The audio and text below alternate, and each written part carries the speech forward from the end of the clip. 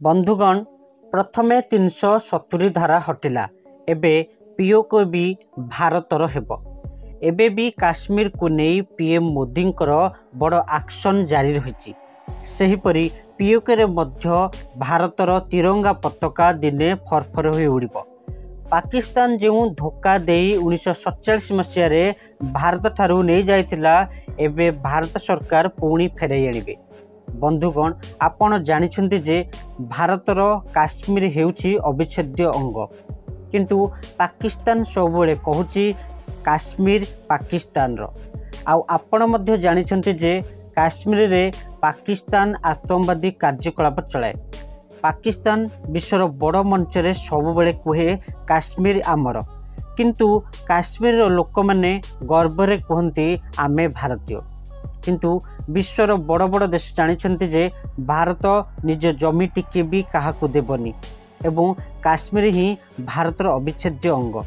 पूर्वरु पाकिस्तान धोखारे पछे पीओके को भारत टू छड़ाई नहीं, किंतु एबे भारत से सबू करने देबनी।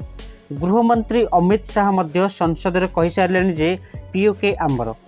बंधुगण ताहले काहींकि पाकिस्तान मुस्लिम भारत आसिया चाहूँगी? आमर संपूर्ण वीडियो शेष पर्यंत देखिले आपण जानीपारे। से वीडियो जदि भल लगे आपण लाइक करूँ एवं आमर चैनल को जदि आपण मैंने नुआ कर दयाकोर सब्सक्राइब करूँ। बंधुगण पाकिस्तान काश्मीर को नहीं कुंभीर कांदना कांदे एवं भारत विरोध में जो षड्यंत्र रसी आसी मोदी सरकार आसला परे पाकिस्तान सबू षड्यंत्र फेल हो जाउची।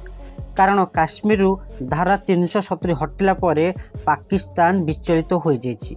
जेमिति कि भारत सरकार पाकिस्तान सबू आड़ू हाथ बांधि देइछन्ति। दर्शक बंधु आपण भी जानिछन्ति जे काश्मीर भारत ठू स्वाधीनता पूर्वरु गोटे बड़ षड्यंत्र करी अधा काश्मीर पाकिस्तान नहीं जाइछि, जार ना हेउछि पीओके माने पाकिस्तान ऑक्युपाइड काश्मीर। ओडिया रे कहले पाकिस्तान अधिकृत काश्मीर। काश्मीर अधिवासी मनरे भारत पाई षड्यंत्र काम पाकिस्तान सबुले करि आछि। जेते सबु भारतर आतंकवादी हमला होइछि ता पछरे प्रत्येक एवं परोक्ष रे पाकिस्तान हाथ रही। सेही भितरे भारतर सर्वोच्च न्यायालय भारत सरकार को धारा 370 को समर्थन करी काश्मीर रे भारतर संविधान लागू करबा पई घोषणा करिसेंती। काश्मीर अधिवासी एवं भारतर सबू आईन कानून रे सामिल हो सारी।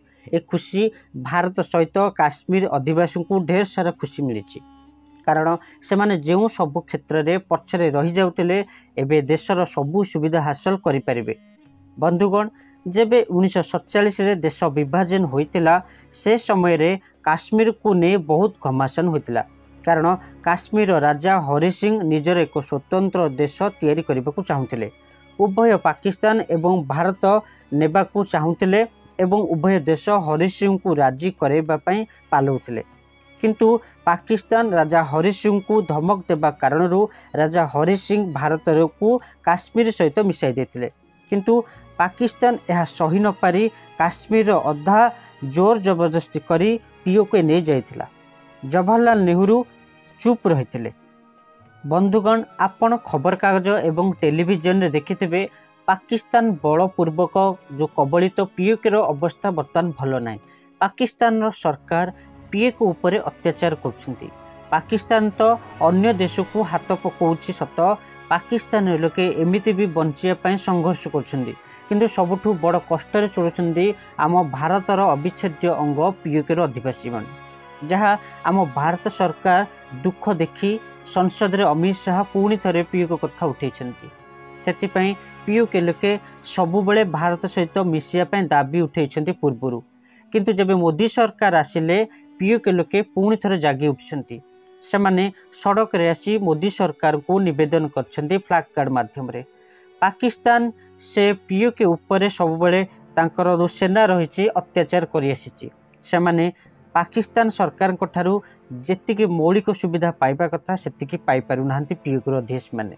किछि दिन तले पीओके लोके पाकिस्तान सरकार को गुहार करथिले कि जदि आमर दुख शीघ्र पूरण न करिवो तेबे आमे भारत सरकार को सहाय्य मागिबु। सतुकु सत भारत सरकार मध्य परोक्ष घोषणा कर सारे अधिकृत काश्मीर को बहुत शीघ्र से दुख दूर करने को। राज्यसभा गृहमंत्री अमित शाह क्रोधान्वित होई कहि सारे कि पीओके आमर थिला, एहाकू केही छड़ाई नहीं पारिबे नहीं। दर्शक बंधु, आपण को कौन लगुच अमित शाह को यही निर्णय ठीक ना भूल, आपण मैंने आमको कमेंट माध्यम जन पारे। दर्शक बंधु, जम्मू काश्मीर 2,22,000 वर्गफुट अंचल विस्तृत, जो 35% जगह पाकिस्तान कब्जा कर रखी। 67% जगह आम भारत पाखे रही एवं 17% जगह चीन कब्जा कर रखी। एहीपरि काश्मीर जम्मू काश्मीर को नहीं 3टी देशर जगह हो सारी। यही सब दायी किए आपण मैंने भल भाव जानते, जदि जानते आपण मैंने आमको कमेंट माध्यम जनातु। सेहीपरि पीओकर मोट क्षेत्रफल होची 13,000 वर्ग किलोमीटर अटे। 30 लाख लोके पीओके रुहंती। दुनिया नजर एमाने आज हजि जाइछंती, कारण पाकिस्तान एमानकु शत्रु नजर देखे। पीओकेर अधिवासी माने कृषि पालन एवं पशुपालन करी चलती, किंतु दुखर विषय एटी आज भी बेरोजगार होई प्रबल मात्रा रे बुलुछंती। सबुठार बड़ कथा हेउची पूर्वरु एही जगह निकटर जो बलूचिस्तान अच्छी अधा जगह चीन को बिकी देछि पाकिस्तान, किंतु एबे पाकिस्तान उपाय आउ नाही निजे भोकदायरु रक्षा पाइबा पई पीओके को चीन हाथ में बिकी देबा पई स्थिर करिछि। जेउतुपई पीओके लोके भारत को गुहार करिसेंती एवं पीओके अधिवासी भी कहउछंती आमे सदिने सनातन थिलु, किंतु कौन से कारणरू आम पूर्वज आमको दुख दे चली जाइछंती।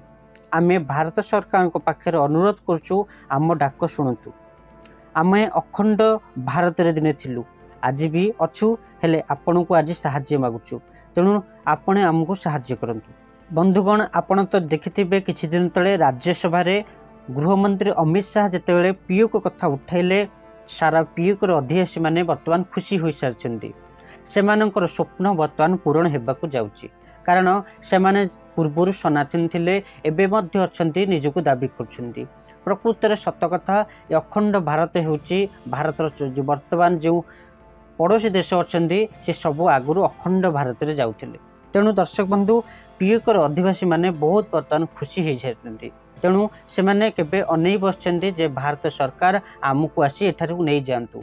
सेमानकर दुख खूब शीघ्र बीजेपी सरकार आपण माने कहि परिबे मोदी सरकार पूरण करने को जाउछंती, कारण पूर्वरु अनेक सरकार जाइछंती, हेले पीओके कथा एवं काश्मीर आदिवासी कथा केबे देह को नहीं नथिले एवं तांको सरकार समय रे पीओके लोकंकर दुख दूर करने को चाहू नथिले। तेणु आज जेतेबेले जने भल सरकार आछंती एवं पीओके अधिकार करने ପାଇଁ चाहूँगी, कारण पूर्वर पीओके थिला, आज भी अच्छी।